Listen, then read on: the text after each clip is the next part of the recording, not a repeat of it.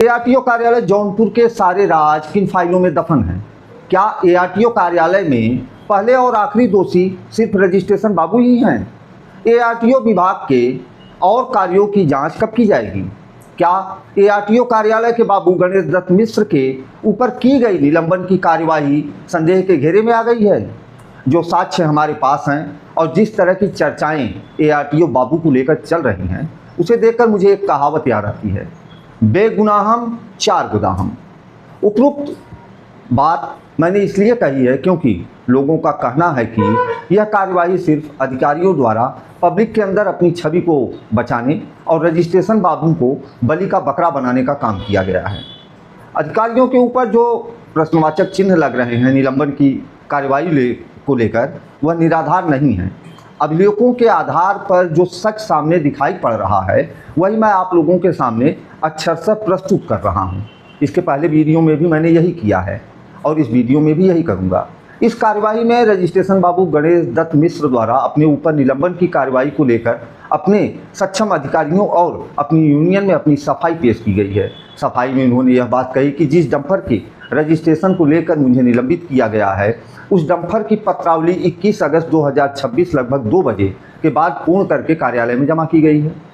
19 और 20 इन तारीखों में कार्यालय पर उपस्थित मैं था ही नहीं। इस तारीख में रजिस्ट्रेशन बाबू के पद पर एक दूसरे बाबू तैनात थे और पत्रावली पूरी न होने के कारण 21 तारीख तक डंपर के रजिस्ट्रेशन नहीं किए गए थे। पर सोशल मीडिया और समाचार पत्रों में प्रकाशित खबर को आधार मानकर यह कहते हुए कि गणेश दत्त मिश्र द्वारा कार्य में अनियमितता की गई है, मेरे ऊपर बर्खास्तगी की कार्रवाई की गई।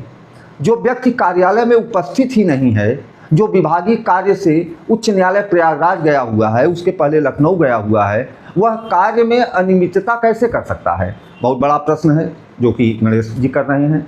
आप लोगों को पत्रांक संख्या 357 सड़क परिवहन जांच संख्या 2026 अगर मैं पढ़कर सुना दूँ तो हंसते हंसते आप लोग पागल हो जाएंगे। इसमें राघवेंद्र सिंह संभागीय परिवहन अधिकारी वाराणसी के हस्ताक्षर हैं और भीमसेन सिंह अपर परिवहन आयुक्त वाराणसी के हस्ताक्षर हैं। 22 अगस्त 2026 को यह पत्र जारी किया जाता है।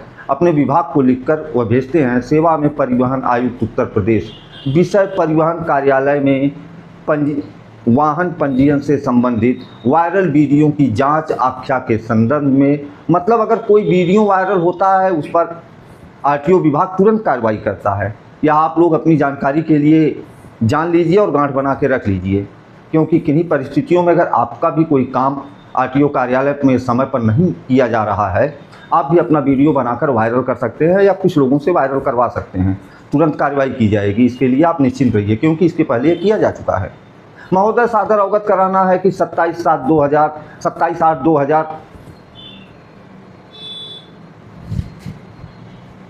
महोदय सादर अवगत कराना है कि 22/8/2026 को 10:30 बजे अथवा हस्ताक्षरी के साथ संभागीय परिवहन अधिकारी प्रशासन वाराणसी मंडल जौनपुर कार्यालय पहुंचे तथा वायरल हो रही वीडियो से संबंधित पत्रावली का अवलोकन किया और अवलोकन करने के उपरांत गणेश दत्त मिश्र को उनके पटल से हटा दिया गया है। उनके स्थान पे दूसरे बाबू को कार्य प्रभार दिया गया है।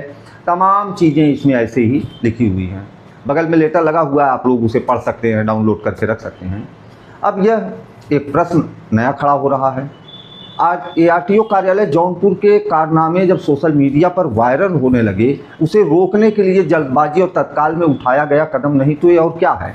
क्योंकि इन लोगों को यह भी ध्यान नहीं रह गया कि जिस आदमी को हम पटल से हटा रहे हैं उसकी ड्यूटी 3 दिनों से कहाँ पर है और वह कहाँ पर उपस्थित है। जो आदमी ड्यूटी पर नहीं है उसे निलंबित कैसे किया जा सकता है या निलंबित करना चाहिए? जो आदमी विभागीय कार्य से ही बाहर गया हुआ है उसे निलंबित कर दिया जाता है। पूरी सत्यता की जांच किए बिना जल्दबाजी में जो बकरा मिला उसी को हलाल कर दिया गया। पर पत्रावली के आधार पर यही सच मुझे दिखाई पड़ रहा है।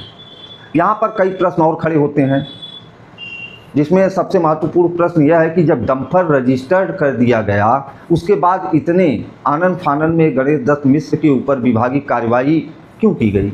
कहीं सक्षम अधिकारियों को विभाग के अंदर कुछ इससे भी बड़ी गड़बड़ियाँ दिखाई पड़ी क्या, जहाँ पर मीडिया के लोग और मीडिया के कैमरे की नज़र पहुँच सकती थी? क्या इस तरह की कार्रवाई मीडिया की नज़र में और समाज के सामने अपने आप को साफ सुथरा दिखाने का क्या मात्र एक प्रयास है? क्या आरटीओ द्वारा जल्दबाजी में लिया गया निर्णय मीडिया का ध्यान भटकाने के लिए किया गया एक प्रयास है? कुछ भी हो, विनय सिंह के डंपर का प्रकरण भी शांत हो गया, गणेश दत्त मिश्र के निलंबन की कार्रवाई भी हो गई, पर आज तक प्रश्न वहीं खड़ा है, क्या आरटीओ कार्यालय में सिर्फ यही एक ऐसा स्थान है जहां पर पैसे के लेन देन का कार्य किया जाता है? आप लोगों ने सोशल मीडिया पर देखा होगा और मीडिया पर भी आपने देखा होगा, पढ़ा होगा, जिस समय पत्रकारों ने आरटीओ अधिकारी वाराणसी मंडल से प्रश्न करने शुरू किए थे, उनके पास कोई जवाब नहीं रह गए थे। क्या आरटीओ अधिकारी से यह उम्मीद की जा सकती है कि आने वाले समय में अन्य पटल पर जो बाबू तैनात हैं, विभाग से संबंधित अन्य भी जो कार्य हो रहे हैं, उनकी जांच करके अगर किसी भी टेबल पर लेन देन का कार्य चल रहा है तो क्या और लोगों को भी निलंबित किया जा सकता है और भी निलंबन की कार्रवाई देखने के लिए मिल सकती है, या फिर इंतजार होता रहेगा एक और नए वीडियो को वायरल? जी कहें कि विशेष शो आरटीओ साहब सांप छछूंदर का खेल, या आप देख रहे हैं तीसरे एपिसोड में आपको लाइसेंस का खेल दिखाया जाएगा। कोई व्यक्ति एक लाइसेंस सरकारी कागज़ पर कितने रुपए में प्राप्त करता है और कागज़ के बाहर उसे कितना रुपया खर्च करना पड़ता है। अगर वीडियो आपको अच्छा लगा हो, लाइक करिए, कमेंट करिए, शेयर करिए, और अगर मेरे साथ जुड़े रहना चाहते हैं तो चैनल को फॉलो करो, सब्सक्राइब करें। नमस्कार, धन्यवाद।